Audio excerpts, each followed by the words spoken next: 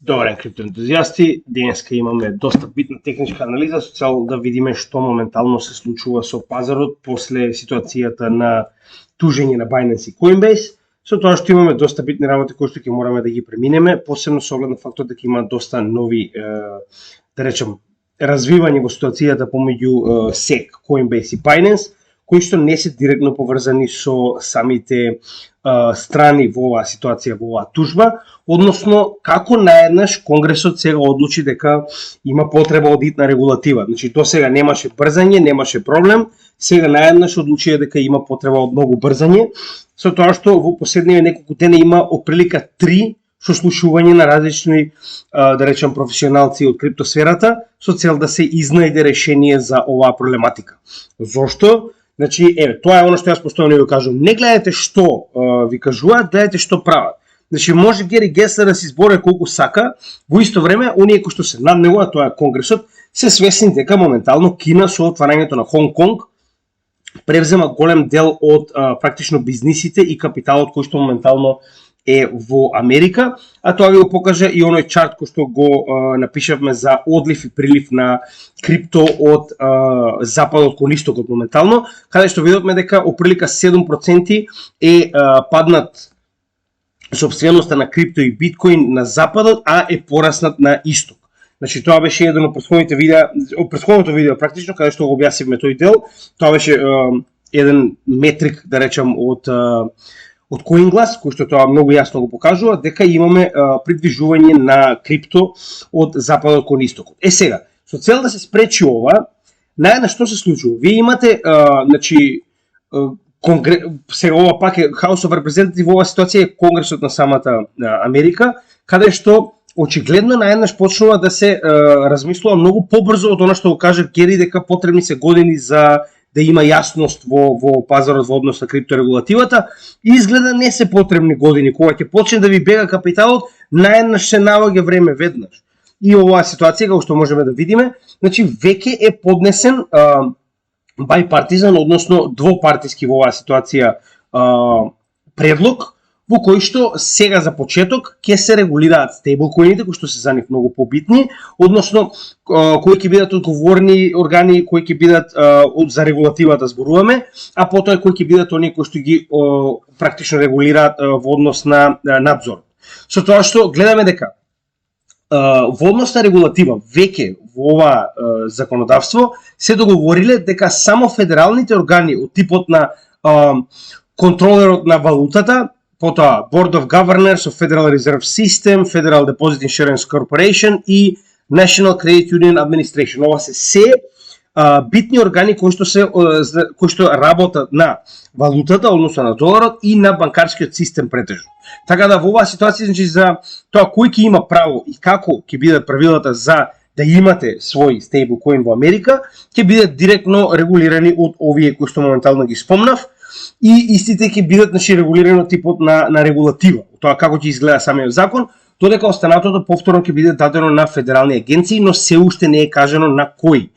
Битно е дека со ова моментално, со овој предлог се кажува јасно дека стейблкоините не представуваат хартија од вредност, затоа што е глупост. Че не може стейблкоин кој што има врзана вредност со доларот во оваа ситуација да биде хартија од вредност која што вие очекувате профит. Кој профит вие го очекувате од стейблкоин? Што тоа може само морони како Гери Генслер да го каже.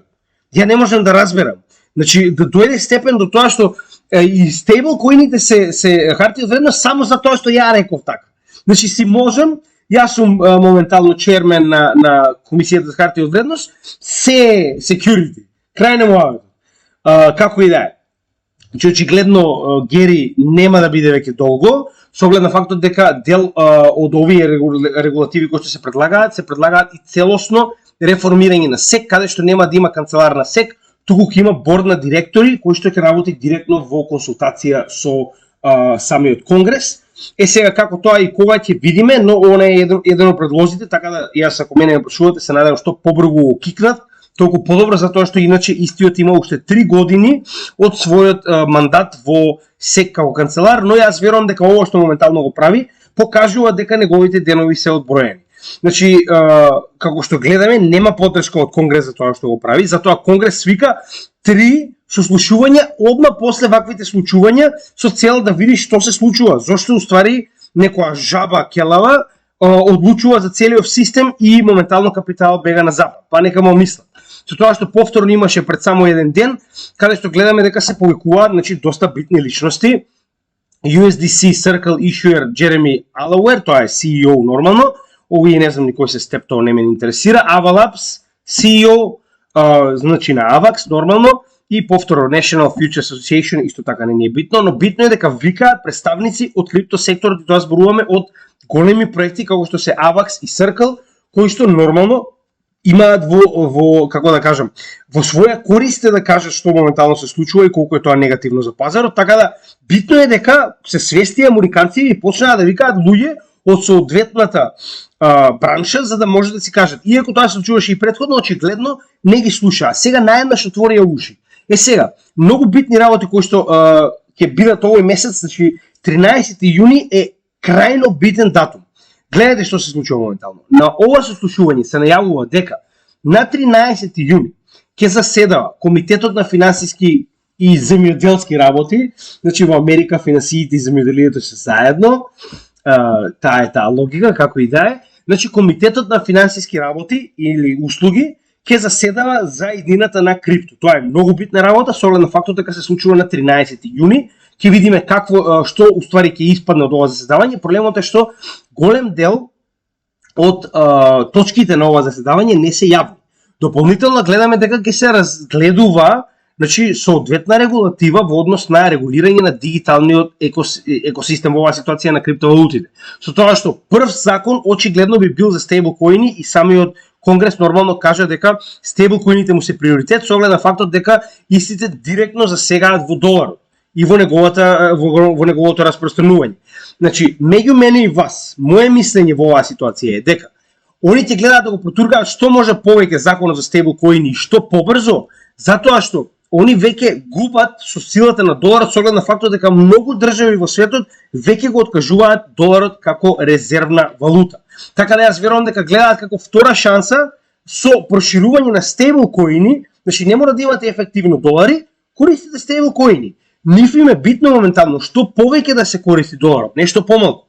Така да стейблкоините тоа го зголемуваат. И верувам дека Конгресот тоа го разбира, освен жабата Гери Генслер, кој што работи очигледно за нечии интереси, но како и да е, верувам дека затоа и многу побрзо ќе помине законот за стейблкоини, за разлика од нормалниот закон за криптовалути, кој што гледаме дека ќе биде на маса за разговор на 13 јуни во, како што рековме, од страна на овој финансиски комитет, значи 13 јуни во 2 попладне. Сега, што друго се случува 13 јуни? 13 јуни исто така имаме и објава на мејловите на Хинмен, за кој што разговаравме многу време. Се што треба да знаете во моментов во однос на развивањето е дека Комисијата за хартија од вредност го брише целосно, значи био, ова е практично резимето на Хинмен, кој што претходно бил еден од канцеларите на Комисијата за хартија од вредност. Значи се припремаат за срањата кои што ќе дојдат со публикувањето на ваквите имејлови, значи или внатрешна комуникација нормално, значи за некој во СЕК да ви го избрише вас резимето за тоа кои сте и што сте работеле, а сте биле канцелар на СЕК, тоа значи дека некој се обидува да ги прикрие работите. Само да ги потсетам мороните од СЕК дека постои датабаза на снимени значи страници каде што може ова многу лесно да се најде. Значи они може да бришат колку сакаат, но секој просечен човек кој што знае да користи компјутер може да ги најде овие датабази каде што ова стои, како и да е. Ова треба да ви покаже колку моментално Комисијата за хартија од вредност е исплашена од потенцијално објавување на овие мејлови за кои што јас многу се радевам, но пак ќе напоменам да не заборавиме според моје мислење, јас мислам дека Ripple ќе биде себичен и мислам дека голема веројатноста да добиеме некаков тип на спогодба пред овој датум, затоа што тоа е во нивна корист. Значи тоа е практично начин на кој што они ќе добијат јасност на пазарот, а другите нека му мислат со оглед на фактот дека никој не ги поддржи кога нив им се случуваше тоа што сега се случува на целиот криптопазар. Останува да видиме како и да е, тоа е јас како размислам со оглед на фактот дека така функционира капитализмот. Значи тоа е таа, мене не ме интересира с другите, гледам мене да ми биде добро, идеологија која што ние проповеда Запад. Сега, Како ќе се одвие ова не можам да кажам, со тоа што морам да напоменам дека и самиот адвокат, нели, оној кој што е трета страна застапник во оваа ситуација, напомена дека судијата нема теоретски шанси да донесе одлука пред овие мејлови да бидат обелоденети. И тоа верувам дека ќе биде потребно некое време со оглед на фактот дека вие не може да седнете да прочитате не знам 500 страни мејлови во еден ден. Значи, ако тоа се случи и ова било обелоденето, ќе потрае уште некое време пред конечно да донесе конечна одлука судиката Торес. Сега, како ова ќе се одвија, не знам. Но битно е да запамтиме дека на 13 јуни имаме и објавување на Хинмен, имаме и заседавање на овој финансиски комитет за иднината на криптосекторот и да не заборавиме, имаме и стапка на инфлација. Значи, стапката на инфлација исто така доаѓа на 13 јуни. Значи, на 13 јуни ќе имаме се. Со тоа што дополнително да не заборавиме дека на 14 јуни исто така доаѓа и состанокот на Федералната резерва, каде што ќе се одлучува дали понатаму ќе се продолжи со rate hikes. Сега овдека, значи, имате еден комплетен хаос во овие неколку денови, со тоа што ја очекувам многу голема нестабилност во текот на овие неколку дена пред да се случат овие работи. Сега ќе напоменеме зошто и што. Значи, во однос на ова, ние не можеме да знаеме и не можеме да препоставуваме како ќе се одвиваат работите, со оглед на фактот дека една позитивна работа во однос со Конгресот е тоа што истиот е претежно републикански и како таков е претежно прокрипто настроен. Дали тоа така ќе заврши, не можеме да знаеме, мораме да видиме како ќе се одвиваат работите на самиот состанок овде.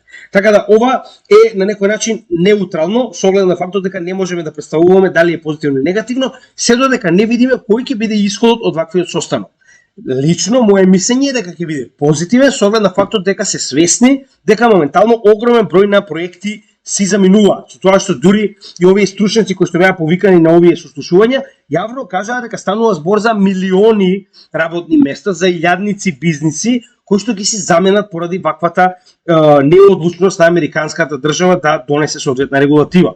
Така да поради оваа причина верувам дека овој состанок ќе биде позитивен, нормално нема да биде со нова крипторегулатива, крипторегулативата мора да помине преку Конгрес и Сенат, но ќе биде позитивен со оглед на фактот дека верувам дека ќе алудира на тоа дека мора итно да се донесе регулатива. Така да верувам дека овој настан ќе биде позитивен за криптосферата. Овој настан ќе биде крајно позитивен за криптосферата ако на вистина успееме да стигнеме до моментот Хинмен мејловите да бидат обелоденети. Ова е на милост и немилост на Ripple, затоа што Ripple е тој што одлучува дали истите ќе бидат обелоденети, затоа што доколку одлучи да склучи спогодба, едноставно нема да има потреба и верувам дека спогодба е на маса со оглед на фактот дека вие имате многу голема карта за играње со тоа што ги имате овие мејлови за да може да ги обелодените. Така да, ако ова се обелодени, тоа ќе биде крајно позитивно за криптосферата со оглед на фактот дека вие имате жабата Гери Генслер, кој што моментално брза да направи што може повеќе штета, ќе биде во голема опасност кога овие мејлови ќе бидат објавени. Затоа што ќе биде јасно дека ниту самите луѓе во Комисијата за харта од вредност немаат појма по која регулатива и како треба да се регулира криптосветот. Така да поради ова верувам дека ова ќе биде крајно позитивно за криптосферата доколку се обелодени. И нормално последниот дел 13-14 јуни во однос на инфлацијата, во однос на невработеноста и во однос на следниот начин на кој што ќе одлучи Комисијата за хартија од вредност. Значи, прво, нормално, ќе видиме каква е ситуацијата досега, а понатаму ќе разговараме за тоа што очекуваме. Проблемот во оваа ситуација, во однос на инфлацијата и во однос на невработеноста, е тоа што имаме стагнирање. А стагнирање моментално не е дозволено затоа што тоа не им одговара на федералните власти, односно гледаме дека овој брз пат кој што го имавме досега на CPI инфлацијата, која што представува инфлација без цените на услугите и добрата од горива и храна, значи гледаме дека почнува да забавува. Значи можеме да видиме дека во претходниот случај истиот од практично 5 се намали на 4,9. Иако пред тоа имавме еден цел процент пад, сега моментално падна само 0,1%. Сега, каде е овдека проблемот? Проблемот во целата оваа ситуација е тоа што значи не е само CPI инфлацијата, туку и кор инфлацијата стагнира. Односно кор инфлацијата можеме да видиме, односно тоа е инфлациониот индекс без вредностите на храна и горива, гледаме дека истиот тапка во место уште од јануари 2023 година, значи имаме 5,6, 5,5, 5,6, 5,5, што значи дека кор инфлацијата, каде што не се вклучени цените на храна и гориво, кои што се крајно нестабилни и волатилни, е многу потежок за симнување, кој што е еден од потенцијалните проблеми на Федералната резерва, затоа што гледаме дека кор инфлацијата многу тешко може да ја симне надолу. А кор инфлацијата е многу порелевантен показател на Федералната резерва за тоа каде се наоѓаат во однос на инфлација. Знаеме дека очекуваниот степен на инфлација кој што они би го посакувале е 2%, но очигледно моментално нема услови за да се стигне брзо таму. Така да, и ако продолжи моментално со повеќе rate hikes, стравуваме дека голем дел од банкарскиот систем многу тешко ќе го поднесе се тоа, со оглед на фактот дека, нели, веќе разговаравме, ова се банките кои што ги следиме, сега нема да се повторуваме 1000 пати, но само за да објасниме како тоа изгледа, значи моментално штетата на банките е непоправлива. Че ви имате 75,27, еве, чисто да покажеме. Тоа е пад на акциите на Home Street Incorporated, Metropolitan Bank, значи year to date 35%. Ова се проценти кои што многу тешко ќе ги вратат назад, затоа што ова не е криптосекторот. Ова е традиционалниот сектор каде што овие проценти многу тешко се враќаат назад и ова ќе биде голема штета со оглед на фактот дека се очекува дека штетата допрва ќе се покаже на сите овие банки. Ова е само почеток. Значи, од претходни искуства, многу од луѓето кажуваат дека реалните, значи, показатели, односно штетата која што ја направиле rate hikes-ите, се покажува многу подоцна, односно потребни се цели 12 до 24 месеци за целосно да биде покажана штетата која што потекнува од rate hikes, од она што моментално го прави Федералната резерва, односно го поскапува капиталот со тоа што додава нов поголем процент на тоа колку ќе кошта практично на значи комерцијалните банки да позајмат од Федералната резерва. Така да, сега нема да налогуваме повторно, ова на многумина од вас ви јасно, оние кои што не име, ќе ги замолам да се вратат назад, имаме видео за инфлација, исклучиво каде што објаснуваме се во детали во однос на она што моментално го зборував, затоа што многу долго ќе биде во видео доколку нели повторно објаснуваме се од нула. Така да, за сите оние кои што се нови на нашиот канал, веќе имаме повеќе од 80 видеа од исклучиво едукационен карактер, кои што може да ги најдете од почетна техничка анализа до напредна техничка анализа, само следете го редоследот на видеата и ќе научите се што ви е потребно во однос на правење на техничка анализа и во однос на следење на сите овие чартови индикатори кои што ги имаме, за да не бидете збунети. Верувам дека многу од вас кои што прв пат доаѓаат во овој сектор, ако погледнат едно од овие видеа кои што ги правиме за техничка анализа, нормално ќе ви биде страшно, затоа што изгледа многу напорно, има многу индикатори, многу брзо едноставно ги следим истите. Поради ова ќе замолам сите оние кои што се нови да ги поминат овие видеа со цел да можат целосно да ја разберат нашата анализа. Така да, сега моментално се враќаме на датумот 13 и 14 јуни.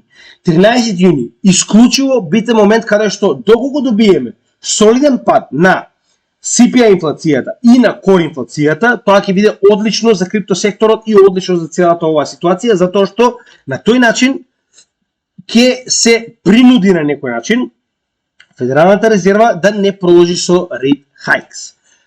Истото можеме да го видиме и од невработеноста, затоа што невработеноста од 3,4 порасна на 3,7.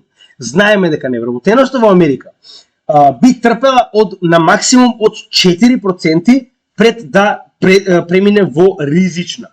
Зошто го велиме тоа? Значи, досега се што е под 4% невработеност во Америка се смета за одлична позиција. Се над 4% се смета дека Федералната резерва мора веднаш да превземе дејства со цел да не дозволи покачување над 4%, затоа што 4% е она посакувана мерка која што истите, нели, постојано се обидуваат да задржат, исто како што е 2% во однос на инфлацијата.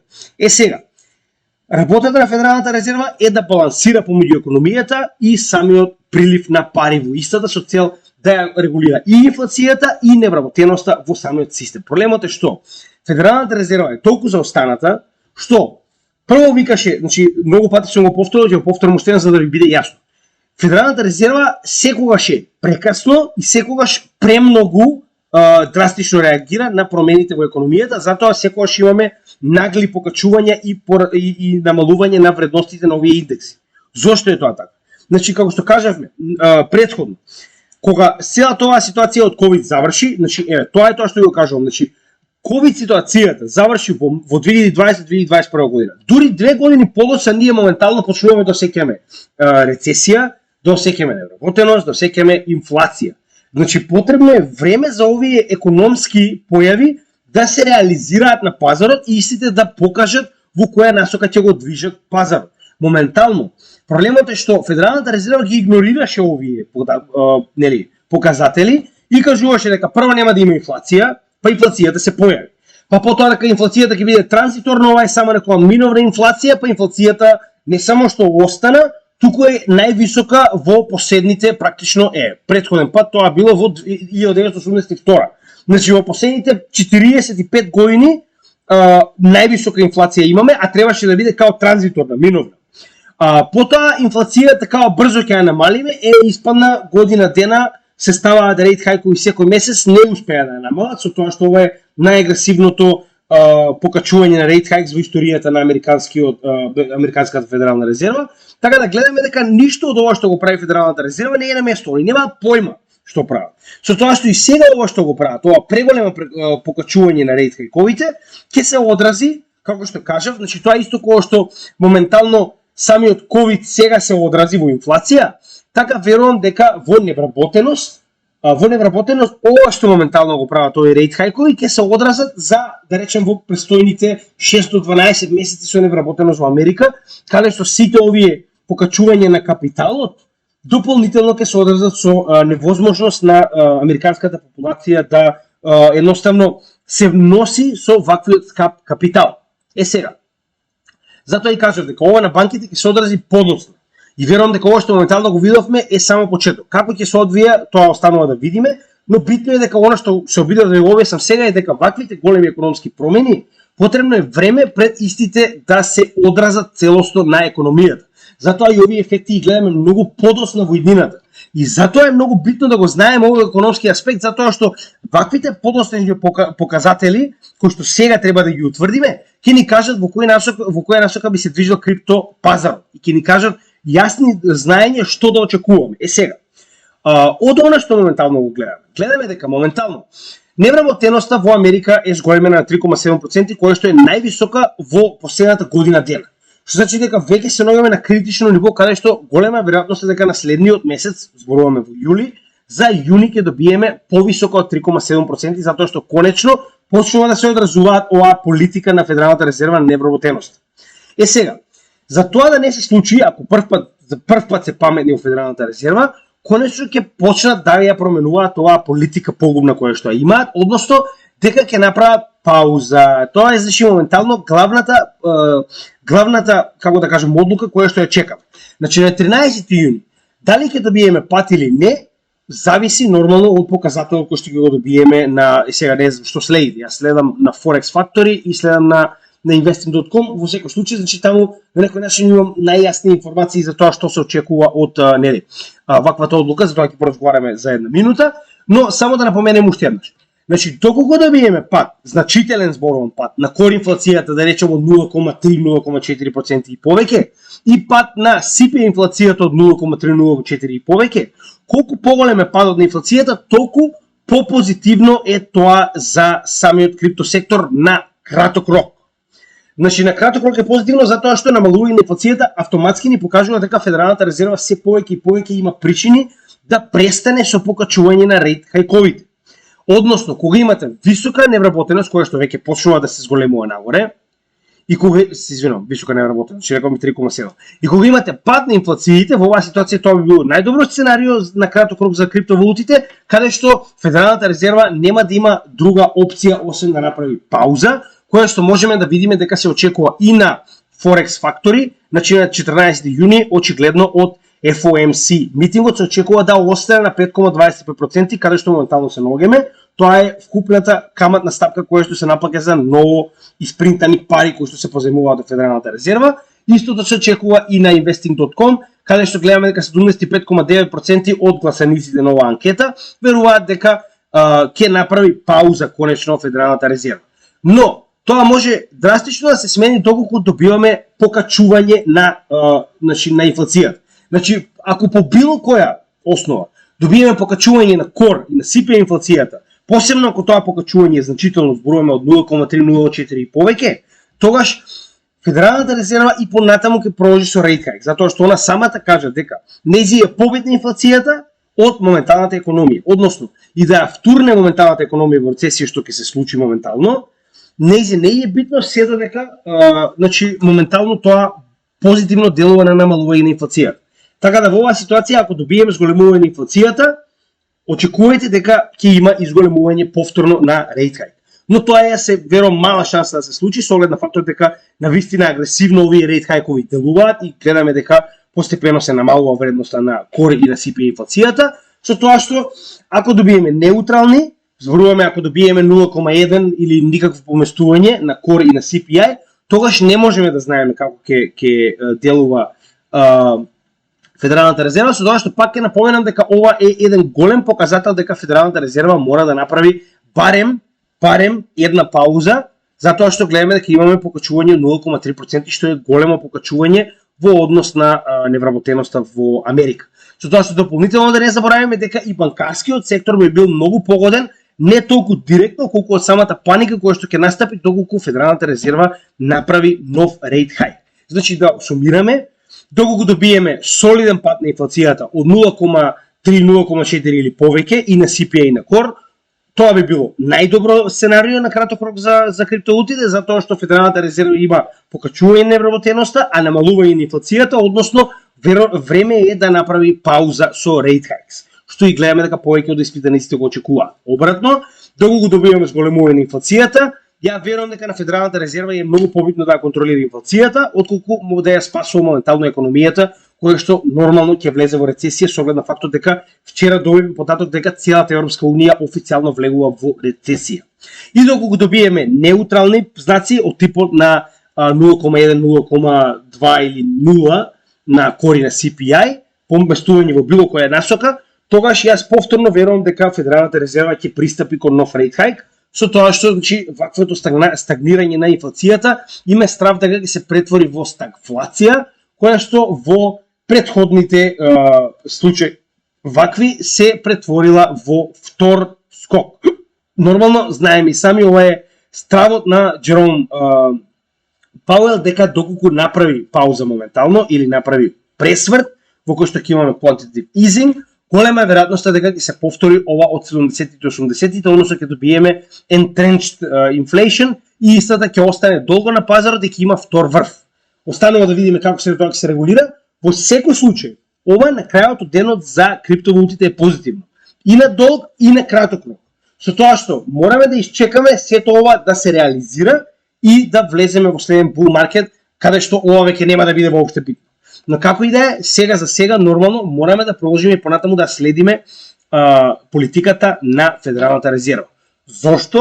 Првенствено највеќе заради DXY индексот. Затоа што DXY индексот во сите овие месеци во кои што имаме рейт хајк, веќе го доби самиот врв во овој bull market, тоа веќе многу пати сме го анализирале, со тоа што самиот врв буквално беше предизвикан поради овие рейт хајкс, кои што беа 5 поред од 0,75%, што представуваше огромен памп на вредноста на DXY, односно вредноста на доларот.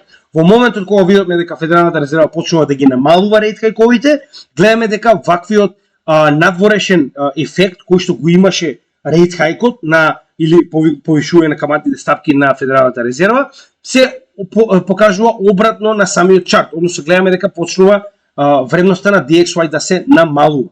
Со тоа што многу битна работа која што моментално ја гледаме овде е дека во овој триаголник кој што го имаме направен од тренд линијата која што е воспоставена од оваа М формација овде, значи истиот моментално и со овие дупло дно кое што ги оформивме овдека, значи иако цената проби над овој триаголник, гледаме дека истата не успеа да ја проби 78,6% корекцијата од претходното движење на овој чарт, со тоа што дополнително гледаме дека ова е и блиску до 104,9, кое што ни представува, ако се вратиме назад на месечно ниво, ни представува ниво утврдено уште во 1999 година.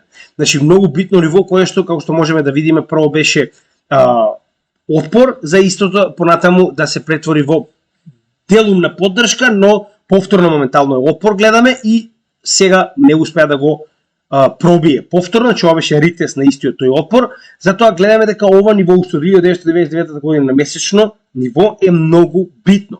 И дополнително исто така многу битна ствар за да утврдиме дека се наоѓаме во bear market е тоа што имавме врв, сега имаме понизок врв. Знаеме дека трендот на одредено добро додека се уште имаме врв и понизок врв, дури ако дната не кореспондираат со ваквото движење, дополнително ни покажува дека овој тренд ќе продолжи во надолна насока. Моментално цената и понатаму се одбива од горната граница на овој триаголник. Гледаме дека техничката анализа си го прави своето. Гледате како едноставно горната граница на овој триаголник е целосно испочитувана два пати до сега, со тоа што претходно еднаш била практично и опор на движење на DXY нагоре, со тоа што јас верувам дека е прашање на време кога ова ќе се придвижи надолу. Нормално пауза на Федералната резерва веднаш ќе го придвижи DXY индексот надолу. Рейт хайк на Федералната резерва веднаш ќе го придвижи DXY индексот нагоре. Автоматски доаѓаме до она што до сега го зборував, дека одлуката на Федералната резерва нас не е најбитна во однос на DXY индексот. Не ни е битна ради инфлацијата, не ни е битна ради невработеноста, ние гајле каква е инфлацијата и невработеноста во Америка, битно ни е затоа што ова директно делува на вредноста на доларот, а вредноста на доларот е обратно корелирана со биткоин цената. Затоа во оваа ситуација, кога имаме пад на практично во оваа ситуација гледате дека и DXY и биткоин се движат хоризонтално. Односно имаме се уште не е одлучено во кој правец ќе се движи и едното и другото добро.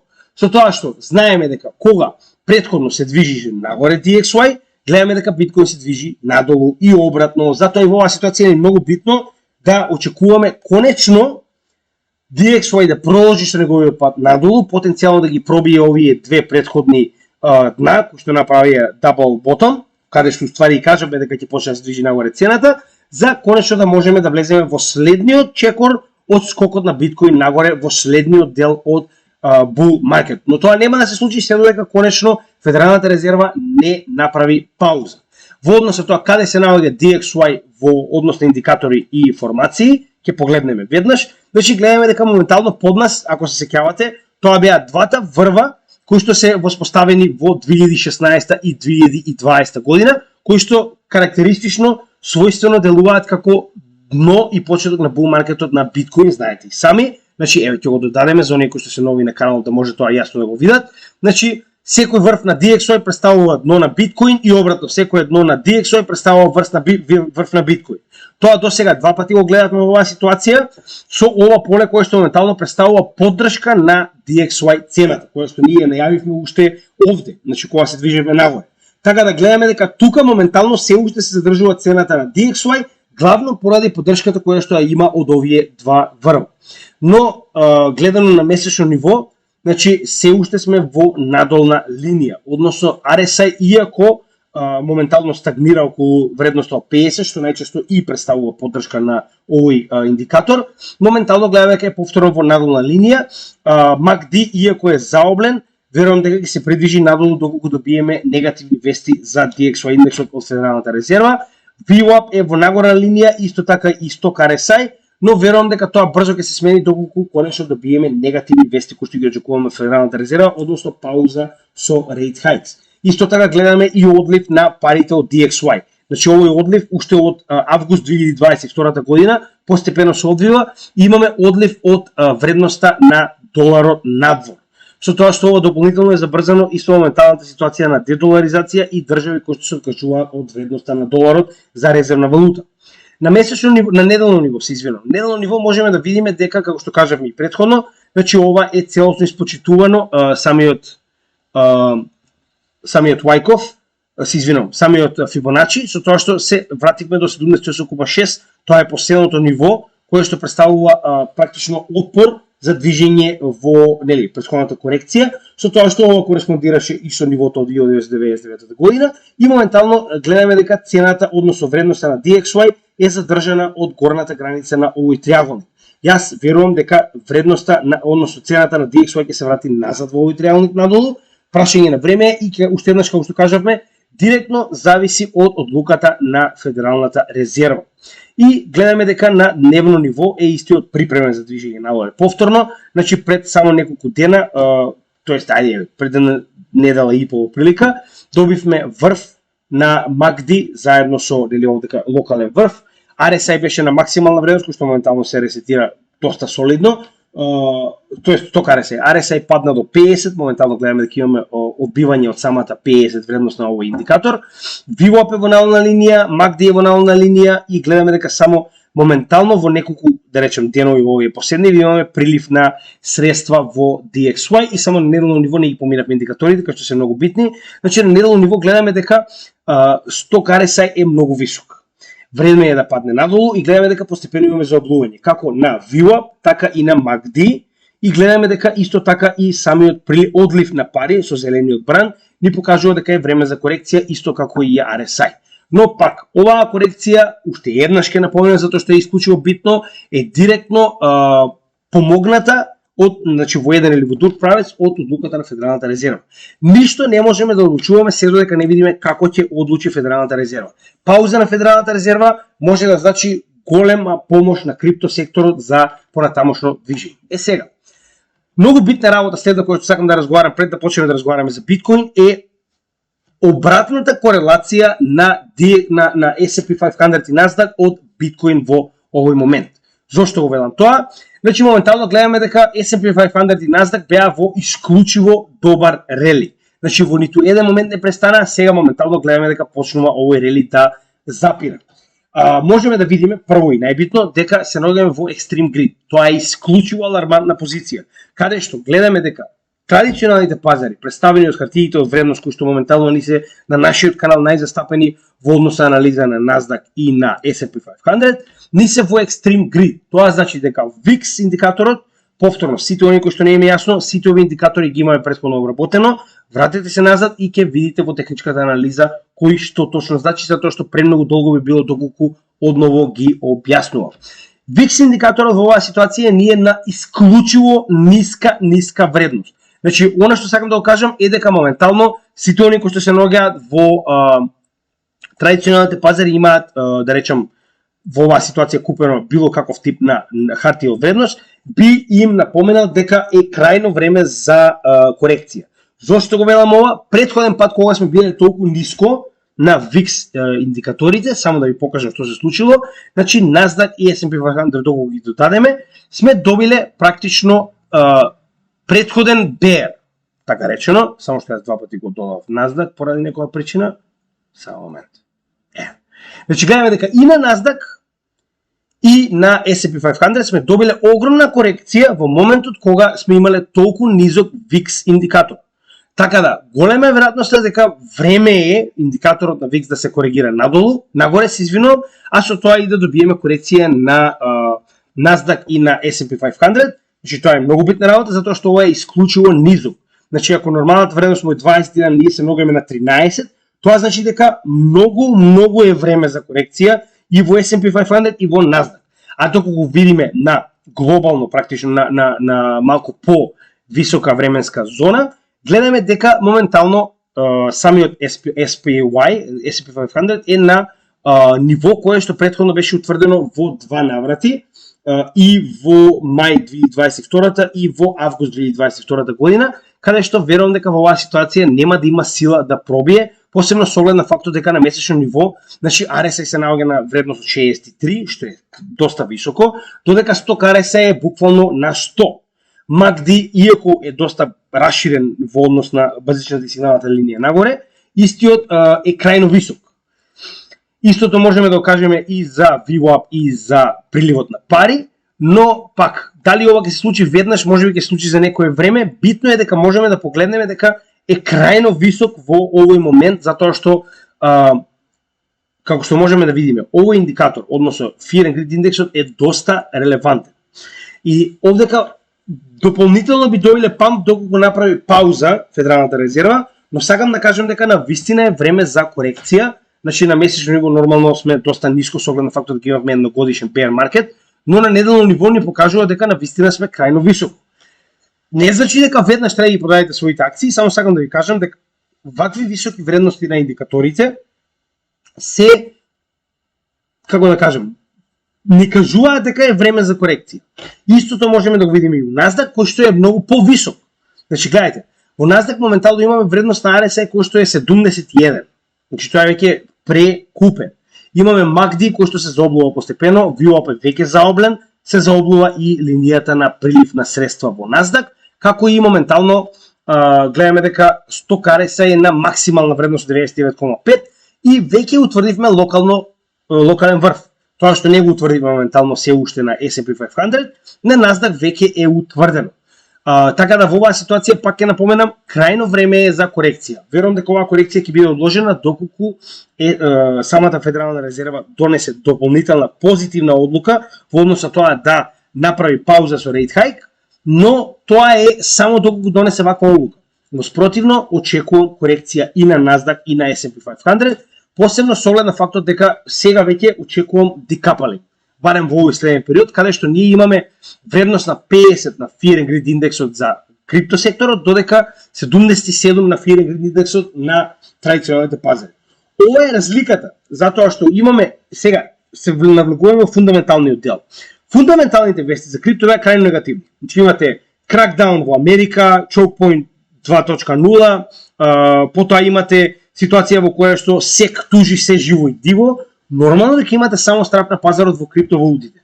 Додека тоа него го имаме моментално во традиционалните пазари, затоа што релативно е стабилна ситуацијата, иако имаше страх поради потенцијален дефолт, имаше страх поради во оваа ситуација на дедоларизација и слично, како и да е. Битна работа која што треба да забележиме во оваа ситуација е тоа дека се помалку и помалку се верува на овие традиционални институции кои што донесуваат вакви одлуки. Гледате дека и понатаму Федералната резерва кажува рецесија, но луѓето, инвеститорите и понатаму продолжуваат да купуваат хартија од вредност. Тоа значи дека не веруваат веќе на она што моментално го кажува Федералната резерва и останатите институции. Сега, дали ќе добиеме рецесија или не знам, затоа што гледате американците за да не добијат рецесија, многу едноставно се ги менуваат правилата. Така да во оваа ситуација веќе ништо не се знае. Може утре да кажат рецесија веќе не постои како појава, ме разбирате? Така да се може, со американци се може. Но битниот дел во оваа ситуација е дека јас очекувам декапалинг, односно дека нема да имаме паралелно движење барем во следниот период на Nasdaq, S&P 500 и Bitcoin, со оглед на фактот дека Bitcoin беше во стагнација и има многу голем потенцијал за раст, додека Nasdaq и S&P 500 беа во раст, додека сега веќе е време за корекција. Останува да видиме, но Федералната резерва во однос на каква одлука ќе донесе, ќе делува на двете сигурно, во иста насока. Затоа и реков дека може да биде одложено паѓањето на Nasdaq и на S&P 500. Сега, најбитниот дел, Bitcoin, но пред да навлеземе за Bitcoin, сакам само една интересна работа да ви напоменам за да видите како прилика изгледа моментално. Значи, моментално верувам дека поголем дел од вас сте крајно разочарани во однос на алткоин пазар. За да објасниме дека се уште нема солиден прилив во алткоините, кој што моментално некој од нив дури направи ново дно како Algo, каде што ние, например, докупивме поради истата ситуација, сакам да ви напоменам дека сега моментално сме толку многу рано во bull маркетот, што веќе го напоменавме во значи оние кои што не го погледнали, имаме видео само за алткоини, за да ви стане јасно дека рано е за алткоини. Рано е за сезона на алткоини, затоа ние алткоини купуваме, затоа што Биткоин веќе направи аутперформ во оваа година. Алткоините не ни почнале. Значи тоа ќе ви покажеме на кратко преку анализа на Total 2 и Total 3, кој што ни представува маркет капот на во оваа ситуација значи на вкупниот маркет кап, зборуваме на криптосветот, криптосферата, вториот ни е вкупниот маркет кап без биткоин и третиот ни е вкупниот маркет кап без биткоин и стейблкоин. Каде што, само момент, сакам да ги додадам овдека и просечните вредности. Значи ги додадавме и 4MA, чисто за да видите каде моментално се наоѓаме, затоа што е исклучиво битно. Гледаме дека истите индикатори може да ги примениме и на целостојот маркет кап за да видиме каде се наоѓаме како сфера и каде се наоѓаме како алткоин. Со тоа што во оваа ситуација алткоините нема да ги земеме, Total 2 нема да го земеме во предвид, затоа што истиот ги содржи и стейблкоините кои што моментално не ни се битни. Битно ни е да видиме каде сме со биткоин и каде сме без биткоин. Значи со биткоин ние се наоѓаме повторно под bull market support бендот. Што не е случај со биткоин. Биткоин самиот по себе се наоѓа над bull market support бендот. Значи дека биткоин е спремен за следниот bull market, но не и целосниот крипто сектор. Односно гледаме дека повторно се наоѓаме под bull market support бендот со последните фадови кои што не ги направи овие неколку дена. Значи само што подобро е да го гледаме на неделно ниво за да биде појасен.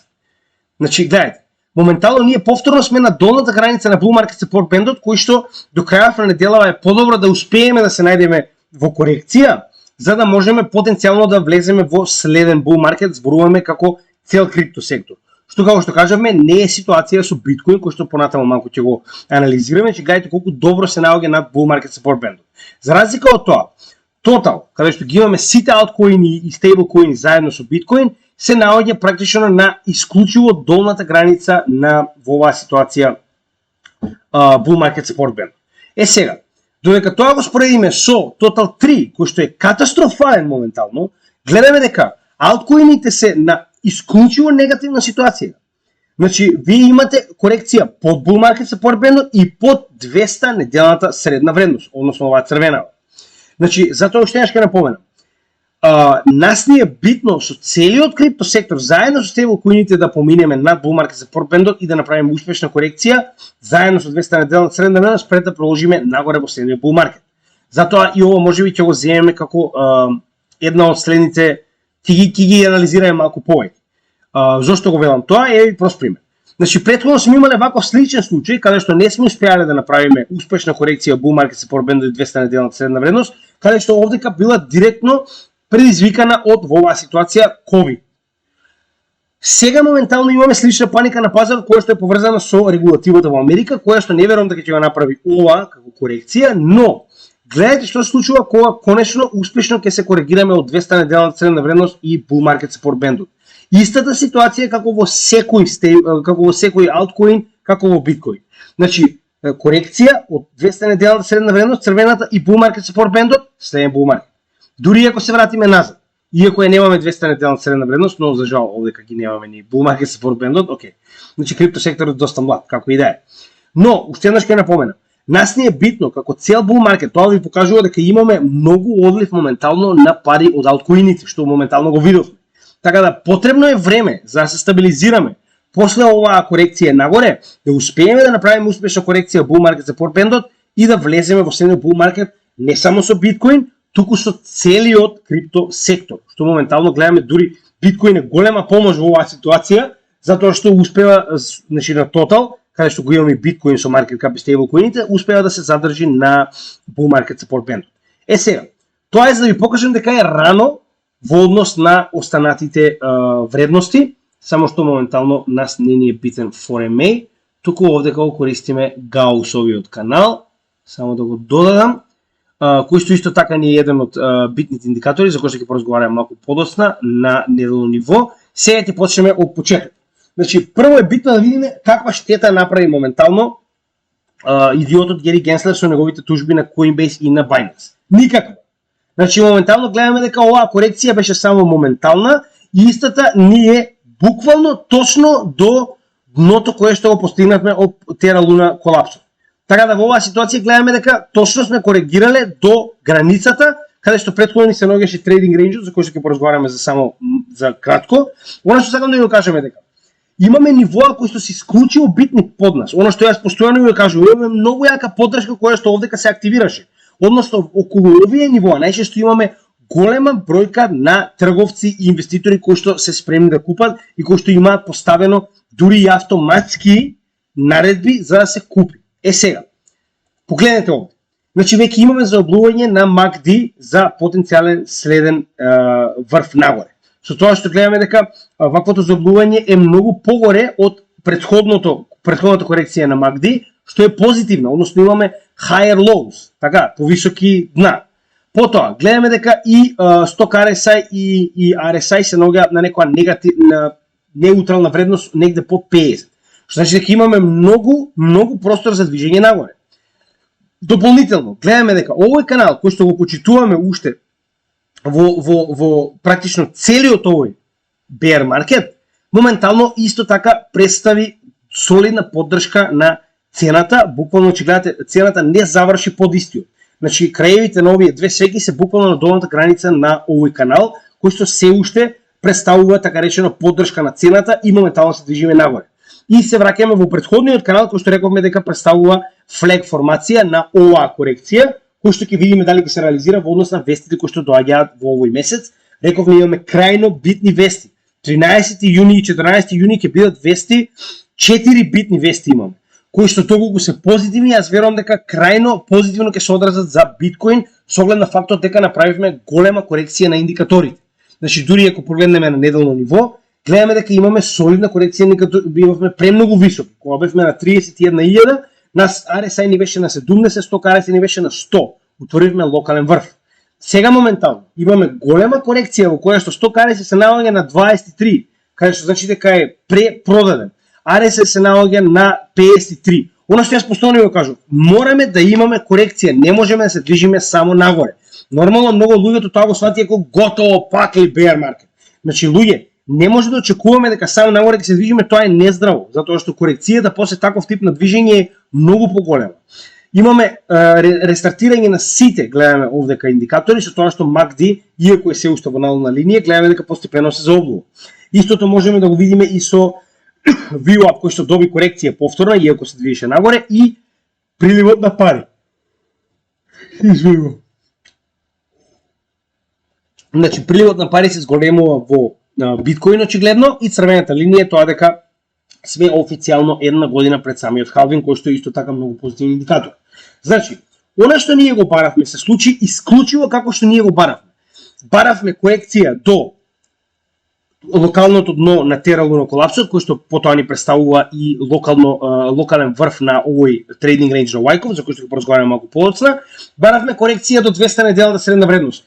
Погодете, заврши исклучиво на 200 неделната средна вредност. Значи, иако успеа да допре до самото дно на тералуно колапсот, значи истиот се коригираше од bull market support бендот и заврши точно над 200 неделната средна вредност. Значи, тоа е показател дека техничката анализа е исклучиво битен момент во сечија анализа. Така, со тоа што исто така гледаме дека од претходната корекција која што ја направивме од ова локално дно, ние сме направиле 50, гледате, значи 50% од Фибоначи секвенцата од овој момент, ние точно над дното кое што го представивме во оваа ситуација од тералуно колапсот, кое што е исклучиво битно ниво. Значи, гледате, имаме многу индикатори кои што ни покажуваат дека се наоѓаме на место каде што има конфузија од поддршка на цената на биткоин која што се реализираше. Значи, ваквото Coinbase ќе го тужиме, Binance ќе го тужиме, не направи, ама буквално ништо. Ништо за криптосектор. Само направи побрзо да се ресетираме и побрзо да можеме да тргнеме потенцијално во следната нога нагоре. Сега, тоа е во однос на оваа анализа, каде што многу јасно можеме да видиме дека нели корекцијата ни дојде во ова поле кое што претходно ни представуваше практично поддршка на претходниот bull market, каде така да сега нормално беше да добиеме корекција каде што имаме уште една конфузија на отпор на цената на биткоин и истата заврши точно каде што кажаме дека ќе заврши или каде што кажаме дека се најпотенцијални места за коригирање на биткоин цената. Иста ситуација и во каналот, макроканалот кој што го следиме на месечно ниво, во логаритмичкиот приказ на биткоин, каде што гледаме дека се наоѓаме на 50 месечната средна вредност, исто така корекцијата е до 50 месечната средна вредност и до bull market support band нормално на месечно ниво, каде што ако го погледнеме ова со споредба со практично 2015 година, ние добиваме така речено copy-paste, каде што сме имале пат, една свеќа под овој канал, влез назад. Пат, една свеќа под овој канал, влез назад. Имаме неколку свеќи движење нагоре, ритест на долната граница на овој канал и потоа bull market.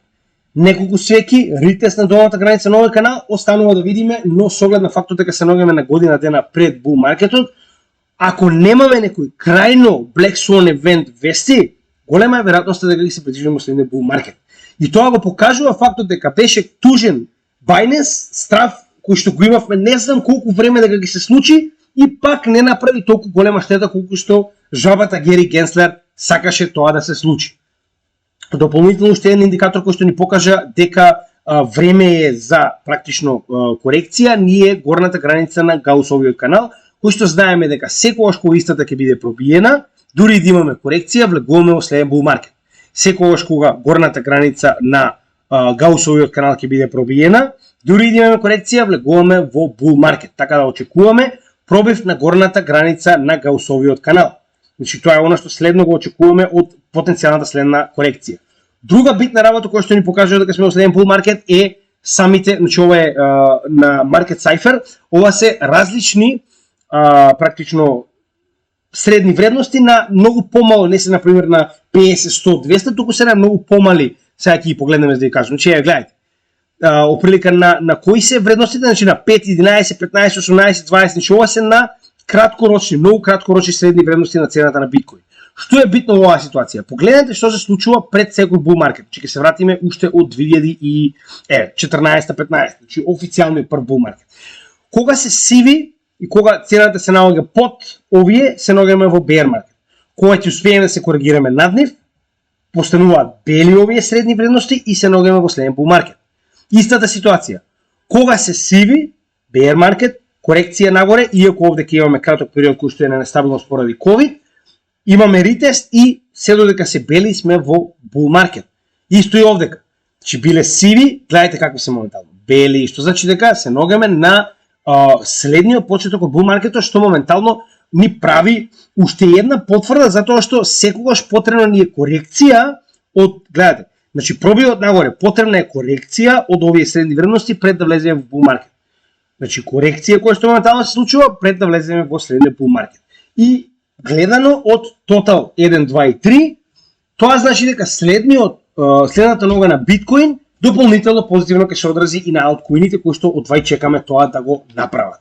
Сега, дополнително мораме нормално да представиме и Wyckoff акумулацијата, која што во моментов целосно copy-paste се реализира според самата шема, односно она што ние укажувавме, корекцијата до горниот трейдинг рейндж, каде што претходно ја воспоставивме со Terra Luna колапсот, еден врв, два врва, моментално се реализираше. Односно имавме корекција буквално до трейдинг рейндж. Значи гледате, Terra Luna колапсот е овдека практично. Еден врв, два врва во оваа ситуација, да речеме би било овој, и моментално имаме корекција до самиот топ на трейдинг рейнджот пред придвижување во следната фаза Е. Кажавме, не може секогаш да биде copy-paste, во оваа ситуација Е. Значи некогаш може ќе прерипа, да речем, делот со корекција и ќе продолжи нагоре, но во оваа ситуација, благодарејќи на фадот од сите идиоти од Америка, успеа да ја направи целосно по дефолт. Значи ова Wyckoff акумулација, која што можеме да ја погледнеме овдека, и ова беше уште еден индикатор кој што баравме да се случи, со цел да имаме многу поздраво движење на следната нога на биткоин нагоре, кога веќе успеавме целосно да реализираме Wyckoff акумулацијата. Повторно, оние кои што се нови на каналот, истата ова е детално образложена во наше видео, каде што имаме образложување и на акумулација и на дистрибуција на Wyckoff, кој што може да и погледнете на нашиот канал. И уште една битна работа е тоа што на месечно ниво имаме еден битен чарт, значи можеби најбитен, кој што во оваа ситуација ни представува, значи само ќе го исклучиме Гаусовиот канал за да не буни, значи ни представува моментално буквално водилка за тоа каде се наоѓаме во макроциклусот на биткоин, односно погледнете и сами, макроциклусот на биткоин е непроменет како часовник. Значи во секој момент имаме точно 4 години од секој евент претходен до секој следен.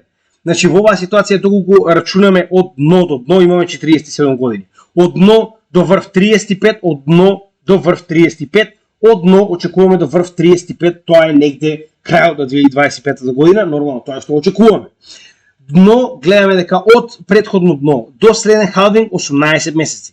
Предходно дно до следен халвинг 17 месеци. Сега еден месец на ваков тип на чарт каде што имаме 4 години циклус, воопште не е голема разлика. Така да гледаме дека макроциклусот е одличен. И гледаме дека секогаш кога имаме една година пред бул маркетот, пред халвингот, имаме движење нагоре. Една година пред халвингот, движење нагоре. Една година пред халвингот, иако во оваа ситуација е стагнација, споредбено со дното е движење нагоре и ова е само поради COVID ситуацијата.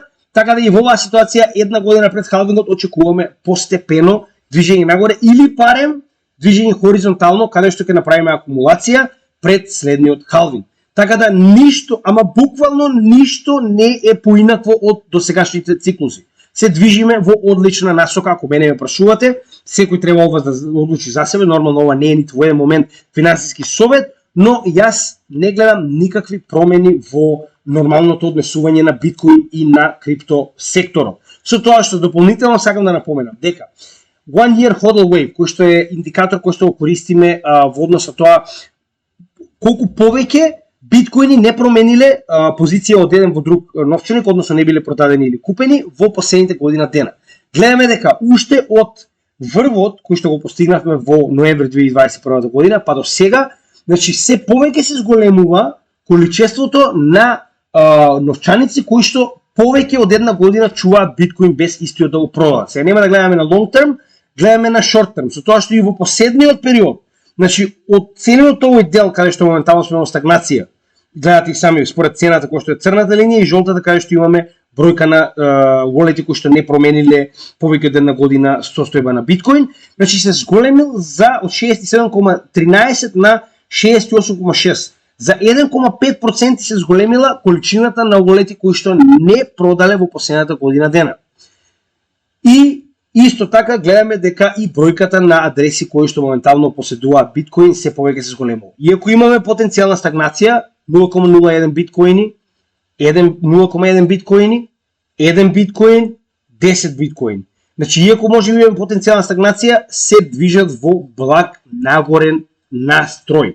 Така да во оваа ситуација можеме да видиме дека се повеќе и повеќе се зголемува, значи луѓето кои што сакаат да купат и држат биткоин. Со тоа што да не забораваме дека имаме 1,3 луѓе кои што имаат 1 биткоин на својот новчаник, што е многу добро.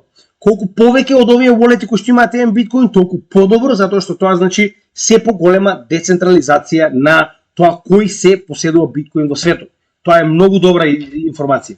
Значи дека целата паника која што ја представува тој жабарот не предизвика ама баш ништо во големиот план на биткоин. Предизвика само сентиментот на биткоин да се зголеми до енормно големо ниво. Значи гледаме дека овдека е негде околу 9, 0,8, значи врвот е негде 9, 0,9%. Значи 0,9% вие имате сентимент во врв на биткоин.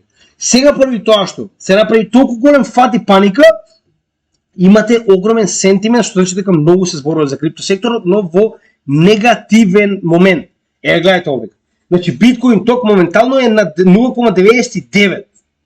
Значи 0,99 се зборува за биткоин, тоа е значи највисоко што некогаш било во историјата кога се спомнувал на, да речем, Search Engine и слично, во однос на тоа што се случува моментално со крипто сферата поради биткоин, но поради негативни причини. Повторно, дали тоа некако се одрази на луѓето кои што купуваат? Не. Значи и понатаму позитивно се одразува. И нормално за крај, како и секогаш, да напоменеме дека имаме скоро година дена до следниот халвинг, дека и понатаму имаме многу време и за да научиме, и за да се припремиме, и за да акумулираме, не е касно, значи ние се наоѓаме на самиот почеток на следниот bull market. Со тоа што халвингот ќе го означи, верувам, и почетокот на вистинскиот bull market во следните година до година и пол, така да сакам да напоменам дека уште еднаш, значи од дното на душа да ви го кажувам ова. Работиме на овој канал, исклучиво јас работам на овој канал, без престан, гледате дека од 7 дена барем 5 имате нова содржина, со цел да можеме што повеќе да донесеме едукација за крипто секторот до македонскиот народ. Дома ситуацијата е крајно нестабилна. Имате ретардирани политичари кои што донесуваат крајно лоши одлуки за целиот македонски народ, така да јас не велам дека ќе го променам тоа, нормално никој не може да го промени тоа, освен да ги стреламе на кабен мост, но она што сакам да го напоменам е дека највеќе што можеме да направиме за македонската јавност е да ја прошириме оваа едукација која што потенцијално ќе ви помогне во остварување некаков тип на профит во следниот bull market. Јас верувам дека секаков тип на профит за македонскиот народ е позитивен со оглед на фактот дека е оставен сам на себе си. Никој не гледа за македонскиот народ, па некогаш вклучувајќи ги и самиот македонски народ. Дома е буквално волк на волк секој. Така да најмалку што можам да направам со оглед на фактот дека се осеќам должен кон мојата македонска нација низ целиот свет е да помогнам во ширење на оваа едукација која што може да ви помогне финансиски. ако еден на друг македонците не си помогнат, никој нема да ни помогне. Така да единствено што барам од вас е, доколку имате некој што сака да научи повеќе за оваа материја, споделете го ово видео, споделете го материјал со цел да имаме што поголем на некој начин успех во проширување на оваа едукациона материја. Иначе сето ова мое трудење буквално паѓа во вода. Нема логика да го правам ова ако истото не биде доставено до македонскиот народ. Не ме интересира никој друг освен македонците во светот и затоа ово го правам на македонски и затоа одвојувам моето драгоцено време да го доставам ова до вас. Затоа и барам една мала контрауслуга, значи доколку ви се допаѓа оваа материја и мислите дека е вредна, споделете ја со оние кои што на вистина ви сакале да научат нешто повеќе околу крипто секторот, затоа што гледаме дека крипто доаѓа, не е тука дали ние сакаме или не. И политичарите во Америка не сакаат, но немаат избор освен да го прифатат пред истиот да им побегне на исток. Така да сега моментално е надпревар за тоа кој повеќе ќе земе од криптокапиталот, криптопроектите, криптоменеджерите во светот, а ние како и секогаш се наоѓаме на последното место во светот затоа што нема кој да ја донесе оваа материја во Македонија. Повторно, жал ми е за тоа дека е така, јас на вистина барам соработници, други канали, било кој што сака да соработува на оваа тема, но за жал очигледно такви луѓе моментално не постојат. Многу е лесно во следниот бул маркет да направите канал и да почнете да зборувате кога сите се интересираат за крипто. Проблемот е сега да го направите тоа, кога на сите им е потребна едукација со цел да знаат што прават и како влегуваат во следниот бул маркет. Ви благодарам, имајте добар ден и се гледаме во следното видео. Поздрав од Крипто Гейминг.